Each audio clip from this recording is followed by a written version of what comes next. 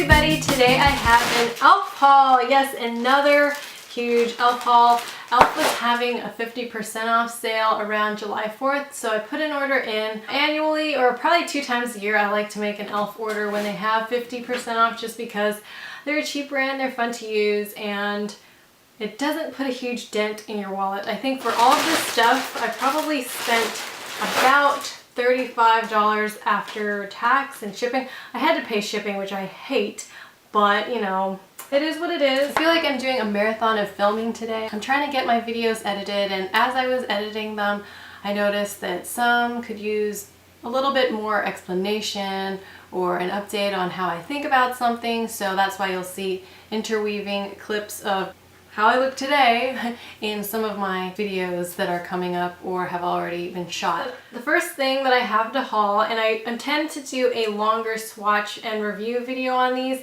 are these smudge pots, and I picked up the smudge pots in every single color. So I have Gotta Glow, and then this one here is Brownie Points, and then the next one here is Back to Basics, Cruisin Chic, Poppin Party.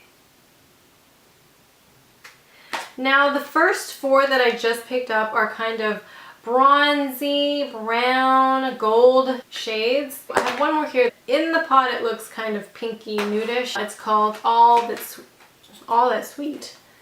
Ain't That Sweet. And I have that on my eyes today underneath the Too Faced Chocolate Bar palette because I am wearing this on my eyes. So I use this one as a base, and I also picked up Hit the Town, Ocean Bound, and Pearls of Wisdom. Now the reason I picked these up is because I saw a review by Emily Noel 83 on her Express channel saying that these smudge pots really last all day. So far in my experience, I will have to agree, they do seem to last all day. However, the color that I've been testing out on me, Ain't That Sweet, I'm not too crazy about it. It kind of clings to my dry patches on my eyelid. So if you have really dry eyes, I'm not sure that these are for you, except I was able to work it in by covering my dry patches with eyeshadow. So we'll talk more and swatch more in future video. I am excited to try to pre-record a couple of videos because I'm going to Europe in August and September. I'm trying to pre-record, so I'll have videos scheduled to upload while I'm away, and I will be trying to vlog if I can remember to take my camera out. I'm really bad at taking my camera out when I'm on vacation or traveling just because usually I'm enjoying the moment. The next items that I bought that I want to do videos on are these e.l.f. eyelid primers. These are the $1 kind. I think I picked up every shade. I have Pearl, Sheer, Champagne, and Golden. So yeah, I tend to do a future swatch video, performance testing video on these. So this is something that I thought was really interesting that I wanted to try out, is the Hydrating Under Eye Primer. Sometimes I do get dry patches underneath my eyes. It's not so bad right now. I think it's because it's summer and I'm kind of sweating in this room right now. I forgot how much this was. I think it was $6 and I got it for $3, or it was $3 and I got it for $1.50. I just wanted to squeeze a little bit out. It just kind of smells like lotion, feels like lotion, a little bit silicone-y. I guess that's what you would expect from a primer these days. It looks promising. I also picked up the eyebrow kit in medium. So it comes with a dark gel side on the left side and then a lighter taupe shade of powder on the right side, and I think there is a brush in here as well. It does say mirror and dual brush applicator included. I also picked up these 2 e.l.f. brushes, the angled contour brush and the flawless concealer brush. I've had a couple of weeks to play with them now, and I have been finding myself reaching for the angled contour brush more often. This one right here is just perfect to set the under eye concealer with. The cut of the brush helps the brush fit very well in this area of your face. However, it is a small brush, so it takes a lot longer to set that area, or sorry, even blend out the powder, because you don't want to just place powder on your face and have a cakey looking face right here. So it takes a while to actually go around and blend it. So if you don't have time, you might not want to use this brush. It's It's not a necessary brush, but it's cute. I like it. I'm a brush collector. I also wanted to compare the Flawless Concealer Brush to this is a generic brush that I found on eBay. I did a video about it. I don't use this one either for applying concealer. However, I sometimes use it to contour my face.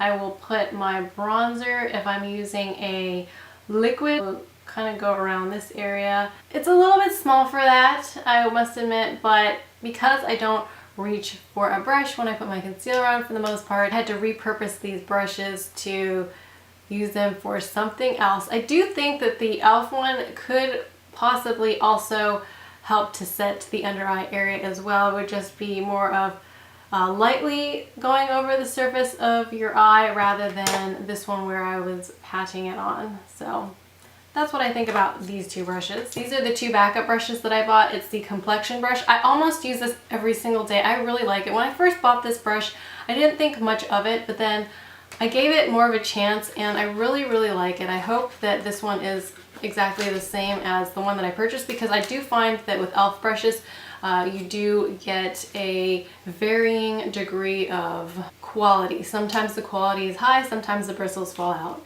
and sometimes the handles fall off, but I just glue them back on. I can't do much if the hairs fall out, but if they don't, then usually it turns out to be a pretty decent brush. This other one that I bought, it's not really a backup. I use this every single day, and sometimes I don't have the time to wash them, and I just like having brushes. Let's be honest. The small stipple brush is amazing for applying cream blush to one's face. A custom compact, and this is just a blank compact where you can put eyeshadows. Let me try to get it out. Blank eyeshadows in, and oops, it's just shut. I have since placed some of my e.l.f. eyeshadows into this compact. As you can see, this top one over here is starting to hit pan, and it has some funny white bumpy things in it. I'm not sure what happens, but sometimes my e.l.f. powders do that. And then I also have two single eyeshadows, and these are in the shades Taupe and Aubergine.